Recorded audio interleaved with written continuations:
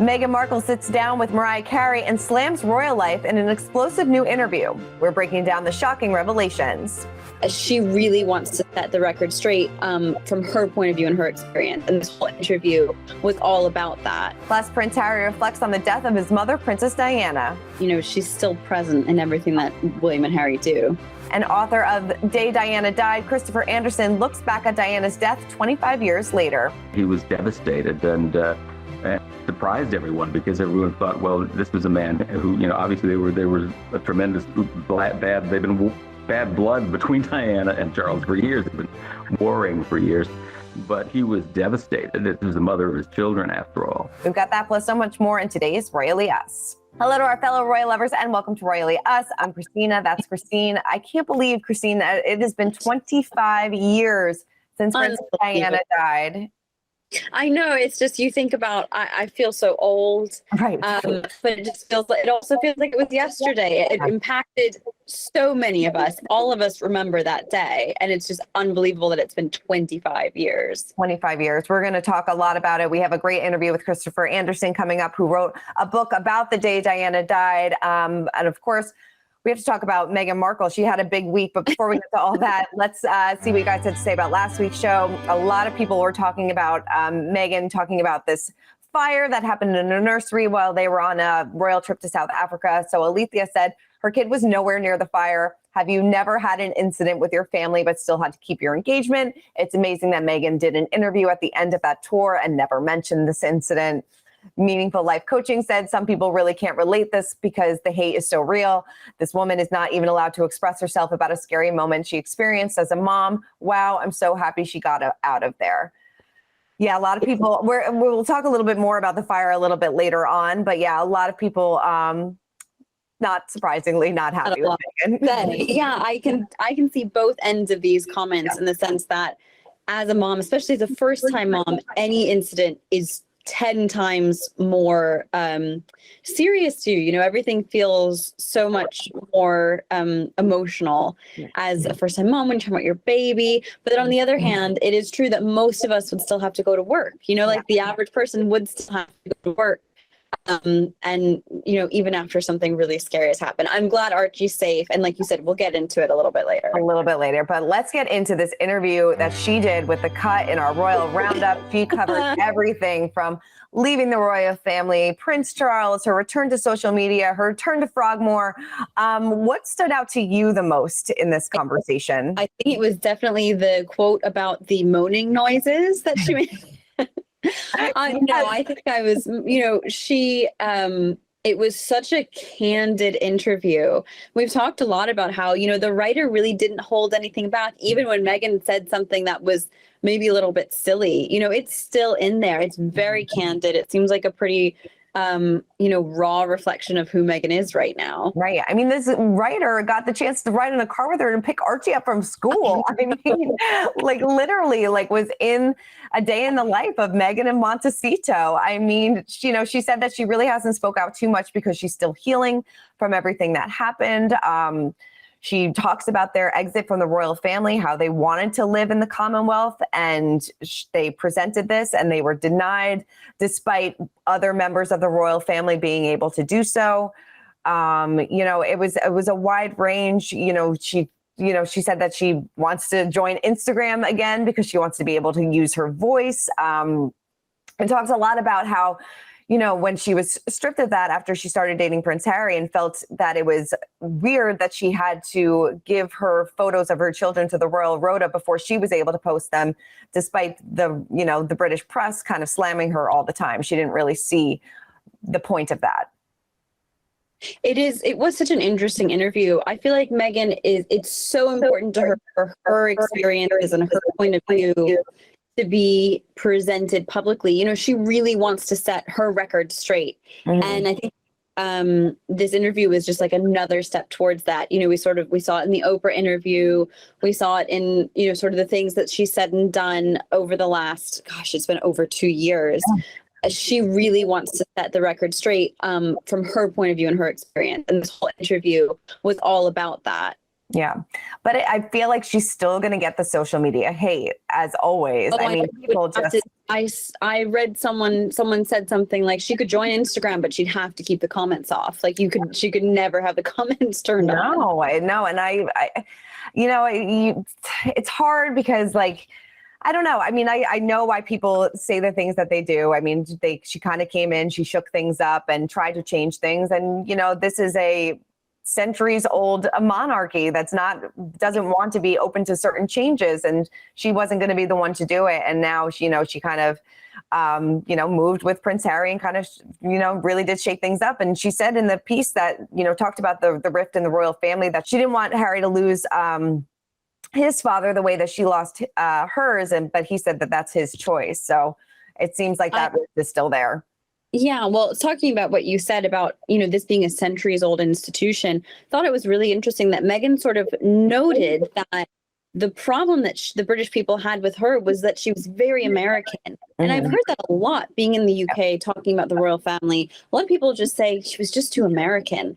And I can't sum that up I can't surmise that in this podcast. But I loved that Meghan was she was self-aware enough to say that wasn't something that Meghan could ever change about herself, So I thought that was a really interesting part of the interview. Me too. And I also thought it was interesting that she felt that like she started getting a lot of the hate, when taxpayers had to pay for this big renovation for Frogmore Cottage. And I guess that's when they first said, like, we're going to take a step back. We can move somewhere else. And that's what it seems like started this snowball effect. I don't know. But I don't know. Did you feel like that's when things kind of started to shift? I don't know. I feel like she's, or not she, but sometimes you look back in hindsight and you think things were a little bit different. But I think that there was, discontent before that. I think that they were trying to change things or do things differently before that. And then, Meghan and Harry's difficulties with the press started when they were dating, and Harry had to release that statement saying, leave her alone. So I think that this was, a long time coming. Yeah, I think so too. Well, she also sat down with Mariah Carey for the second episode of her Archetype podcast, talked about race and how she said that she was never treated as a Black woman until she dated Harry. She said, I mean, if there's any time in my life that it's been more focused on my race, it's only once I started dating my husband. Then I started to understand what it was like to be treated like a Black woman, because up until then, I had been treated like a mixed woman, and things really shifted.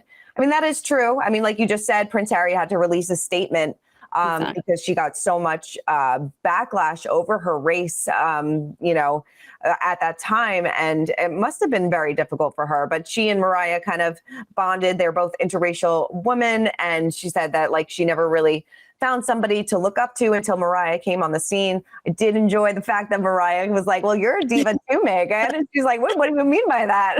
You're not a diva. I actually did like, what I liked about this podcast is they talk a lot about being a diva, but they almost say it as a positive thing, like empowering thing. And I know even, when I was growing up, being a diva was something that someone called you when you were, in trouble, but to think that being a diva was just a really empowering thing. I kind of loved that part of the conversation. It made it seem like a good thing. Definitely. Oh, please. Mariah Carey is the definition of a diva in the best way possible. I love everything about it. Well, like we said before, it is the 25th anniversary of Princess Diana's death, and Prince Harry opened up about his mother at the Aspen Valley Polo Club, which benefited Sentable, the organization Harry founded in 2006.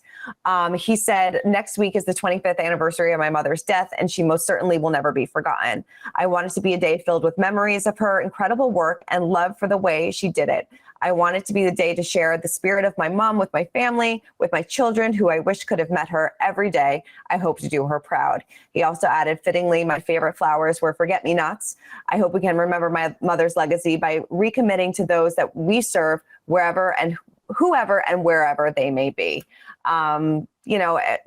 We talk about it with Christopher a little bit later, how it's interesting that the royal family didn't really put together a memorial or things like that to commemorate this day. And obviously Harry and William will not be together, but this is, I guess, his way of remembering his mother. Yes, I think it's really beautiful that she does seem to be a part of so much of what he does. And we can talk about it later, but she does sort of, she's still present in everything that William and Harry do. Definitely. All right. Well, Prince Charles is editing the only national newspaper that serves the African Caribbean community in the UK, which is The Voice, and he's doing it for their 40th anniversary issue. Charles said in a statement, over the last 4 decades, with all the enormous changes that they have witnessed, Britain's only surviving Black newspaper has become an institution and a crucial part of the fabric of our society. This is why I was so touched to be invited to edit this special edition. He added, praising the paper's legacy and impact, and the edition will highlight the achievements across the Black community through the last 4 decades, pointing to the Prince's work with community leaders and charitable support. Looking forward to reading this 40th anniversary edition. Very cool. Yeah, I think this is such a great way that, royals can sort of be a part of these publications, like when Prince William worked with The Big Issue, and all of a sudden everyone's interested in it. I think that that's really powerful but simple thing that the royals do for these publications. Definitely. All right. Well, let's spill that royalty. And like we said, a lot of people were talking about the fire from their trip to South Africa. Well, a source close to Meghan confirmed to The Citizen that there was indeed a fire in her son's nursery while she and Prince Harry were on their royal tour in South Africa.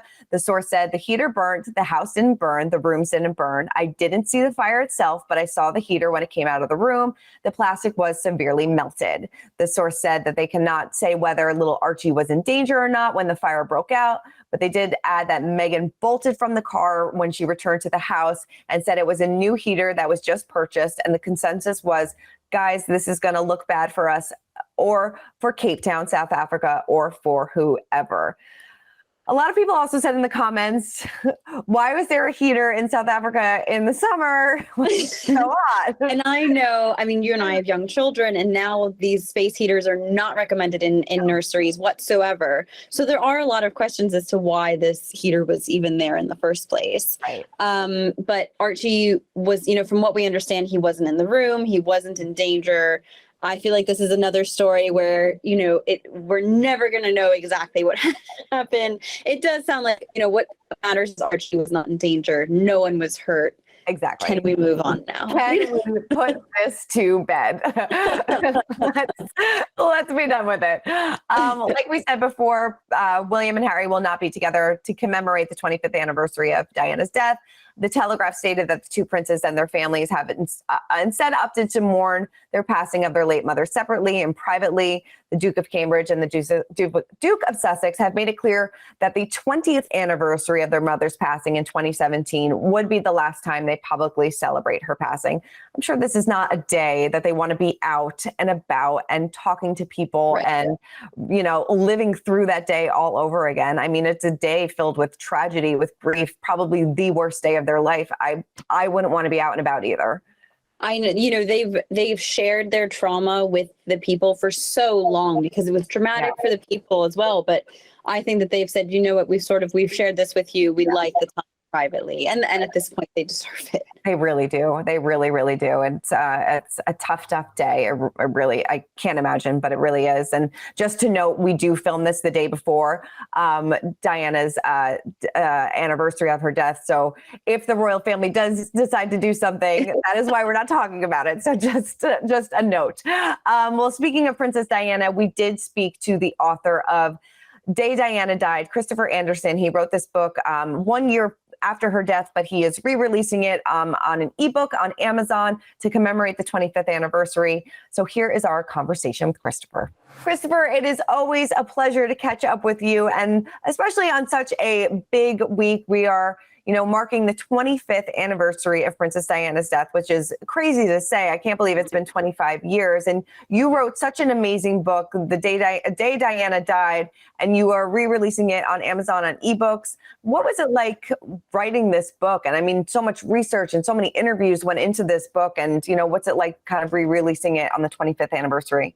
Well, it's a little bit like for the previous generations. I think Pearl Harbor and the assassination of JFK. Well, I remember the assassination of JFK too, but everybody really remembers where they were if they were old enough to remember when they heard the news that Diana had died. We had a dinner party going on at our house here in Connecticut, and a lot of people here. And my daughter, who was then 16, Kate Anderson, who's now a best-selling author, by the way, but she came down. She said, Princess Diana has been in this terrible accident, and I think she's dead. And I'm telling you, people left this house that there wasn't even time for tears at that point. It was shock and disbelief because she was the most famous and probably beloved person in the world, And I mean, I thought the story was astounding, of course, and I got on the phone to my agent, who was actually on a train in Japan, and we went to my publisher at the time, William Morrow, and they said, yes, do this. I had another book on Jackie Kennedy coming out, so I wrote 2 books simultaneously. Oh my God. Wow. Yeah, I know. And the Jackie book was a very big bestseller. It was called Jackie After Jack, that her years after that assassination. That came out in February, and then The Day Diana came out on the first anniversary of her death. Writing the book involved my going and interviewing the nurses in the hospital, who haven't spoken since, I'll tell you, because I was able to get these people right after the event had occurred, pretty much, and the person who gave her last rites, the priest, and sat with her body for hours, the doctor who treated her in the tunnel, Dr. Frederick Maillet, and people like that, people who were there, eyewitnesses to history. So it was quite an astounding, chore, task to do, but I loved doing it, and I think the book was a paid tribute to her, and it actually exploded a lot of myths. One of the things that happened, and I think it's unfortunate, is that people think, yes, indeed, she was chased by the paparazzi. Was she chased to her death by the paparazzi? I think it was a classic drunk driving accident. I think Henri Paul, I proved beyond a shadow of a doubt, had 3 times the legal limit of alcohol in his system. He was under the influence of these powerful drugs, antidepressants, because his girlfriend had just moved out, and he was depressed, and nobody was wearing seatbelts. I mean, for the first time practically in her adult life, Diana chose not to wear a seatbelt. And the ultimate irony there is, of the 4 people in that car, Diana was the only one really who was I think, who should have been driving. She wasn't drunk. Her driving record was, perfect. And all these various strange twists of fate combined to create this terrible tragedy. Yeah.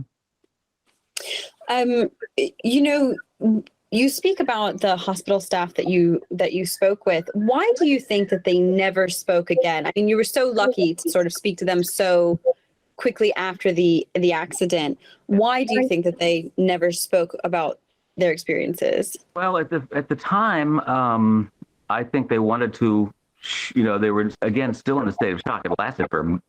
I think we're still in a state of shock about it, to be honest with you. These people were. I mean, Beatrice Humbert, who was the chief nurse at the hospital in Paris, where they took Diana's body, in essence, she described looking down. So it's the opening scene of the book, looking down at the face of the most beautiful woman in the world.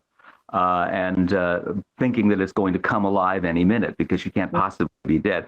And those kinds of feelings, and how she was witness to Prince Charles coming into the room and seeing Diana for the first time, and the air conditioning that was on sort of lifted Diana's hair, a lock of her hair up.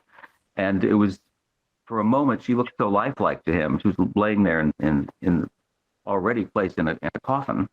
And he practically... she said it looked as if he was going to faint. He reeled back as if he'd been struck by some unseen force, as the way she put it.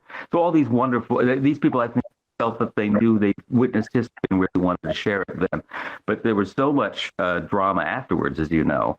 And over the last 25 years, I think the 25th anniversary, and nothing has been planned. I mean, I think the royal family, from my sources, tell me that the palace is rather happy that nothing is being done, because they don't want focus on Diana anymore. They want to place her in the past and move forward. Why do you think that is? I mean, she's such a big part of royal history, and drama aside, she did do so much good, and she is the mother of the, future king. I mean, why do you think that they are trying to just kind of distance themselves from her, so to say? There's always been tremendous resentment on the part of the factions in the royal family and in the monarchy of Diana's popularity and her enduring popularity. And I think that continues to this day. I mean, there's a constant effort to portray her as this neurotic. And well, yes, she was made a little crazy by the circumstances she was put in, but she also made such tremendous contributions where other royals couldn't to her efforts to get rid of landmines. It goes on and on. She had that ability to touch people that the royals never had. Mm-hmm. And we all remember the Queen took tremendous heat for her reaction. They don't want to be reminded of that, how close they came to toppling the monarchy because the Queen just didn't at the time get it, you know. And she's in bad shape right now, and I think everyone really wants to focus on her, and they're taking advantage of the rift between William and Harry. I mean, if William and Harry were together, if there wasn't this friction between them, I'm sure we'd be seeing a big, memorial service of some sort. They did it on her 10th anniversary of her death. But that gets in the way as well. So. You know, you spoke about how Diana's death almost brought down the monarchy. Can you expand on that and what stopped that from happening? You know, what prevented that unraveling? Well, to his credit, Charles did. He realized how popular she was, and what happened was that the Queen remained. The palace issued a very brief statement after Diana's death. And then the Queen remained on holiday in Balmoral, did not come back to London, where people were, filling the streets, and there were oceans of flowers, put at the palace gates. The headlines read in all of the papers, where is the Queen? Why aren't they flying the flag at half staff over Buckingham Palace? They refused to do it. The excuse that's been given since was the Queen was, comforting William and Harry, who were quite young at the time, back at Balmoral. But fact remains that she did not want Charles, the Queen did not want Charles to go and pick up Diana's body, for example, because Diana was no longer technically a member of the royal family. She had lost her HRH status. The Queen did not want any special kind of funeral initially for Diana. The Queen had to go and give as you may recall, she had to go before cameras and basically deliver an apology to the British people to try and win them back. And when Diana's coffin passed the Queen on its way to Westminster Abbey for the funeral service, the Queen literally bowed to the coffin. I mean, and she was basically asked to do this by Charles. Charles knew what was going on, and he wanted Diana to get the respect that she deserved. So he and Tony Blair, the Prime Minister at the time, thought to it that it happened. But that wasn't the initial feeling of the royal family at all. As a matter of fact, I have a very chilling moment in the book.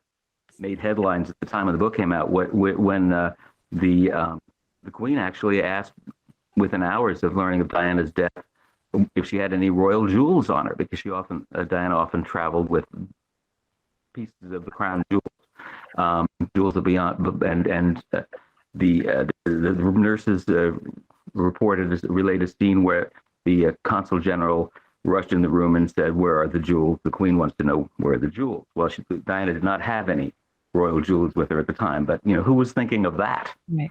Queen was. You do write in the book, though, how, you mentioned Prince Charles and, how did her death affect him? And I mean, I think you write in the book how he went searching for one of her earrings and, kind of really wanted to make sure that everything was in place for her. Even though they weren't together, a lot of things happened between them. Her death really did affect him. It was very touching. I mean, like I said, he almost passed out when he saw her body there. He was devastated and surprised everyone because everyone thought, well, this was a man who, obviously there was a tremendous they've been bad blood between Diana and Charles for years. They've been warring for years, but he was devastated. This was the mother of his children, after all. And at one point, he wanted her to be buried with these favorite earrings of hers, and she only had one earring on when they brought her to the hospital. Well, the earring was later dug out of the dashboard of the car. And by the way, the forensic information in the book I find fascinating because that car was, in many ways unsafe to drive. It had been, the brake lights had gone on the previous day because the brakes were worn down. The car had once been stolen and parts were sold off, the car that she was in.